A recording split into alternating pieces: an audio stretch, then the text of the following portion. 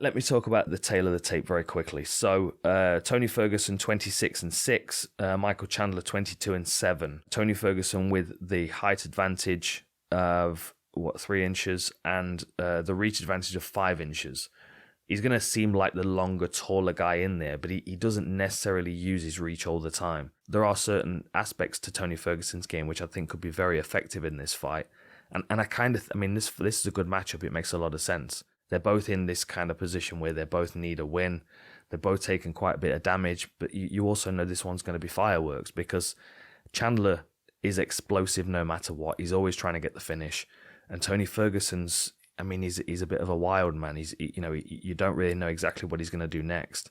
And I don't think he does either. They've also got a ridiculous strikes landed per minute, 5.15 and 5.17 for both of them. It's, really high striking output. Tony has a better striking defense, but then again, that's based on his whole career and not necessarily his more recent fights. And same goes for Chandler. He took a lot of shots in his last couple of fights. They are starting to stack up towards the end of the career. So who knows what condition these guys are going to be in to take some more shots in this one. Takedown average, of course, is on Michael Chandler's side.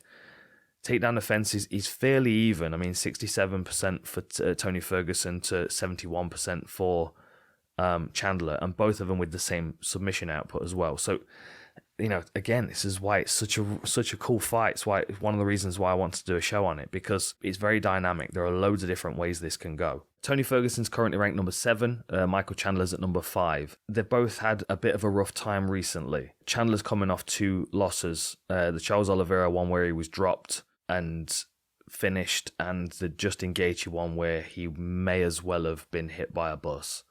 His leg was wrecked. He took so many punches. They were both pretty gassed at about 3 minutes into the first round. But then you kind of in Gaethje territory there. That's where he thrives. He's an absolute animal. And Chandler kind of fought, I don't know. It was reckless. It was a bit, I don't know whether it was out of his ego or excitement or whether he just got drawn into the fact that you can kind of hit Justin Gaethje pretty much as you want.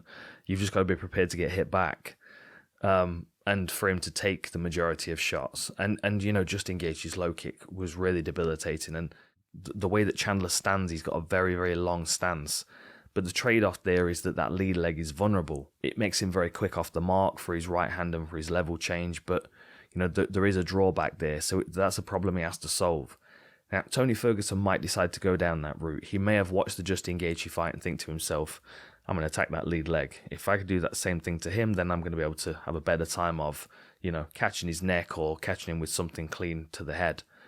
Ferguson's got effective striking. It's unorthodox, but when he sticks to his fundamentals, they're good. My concern with him throwing low kicks, though, is he does kind of leave his head on the center line. He kind of crouches in front of his opponents, and he's there to be hit. He could hit Tony Ferguson. Ferguson's rocked. He could level change. Bang! Puts him on his back. Tony Ferguson's doing some wild thing to scramble.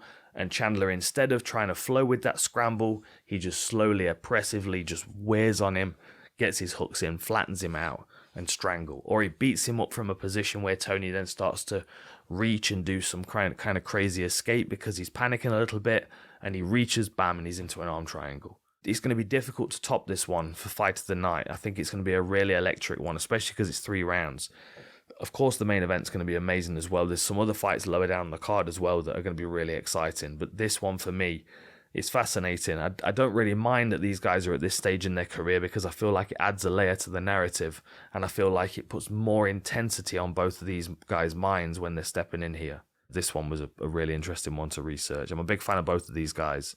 And I think we're lucky to be able to watch them fight each other at this point in their career.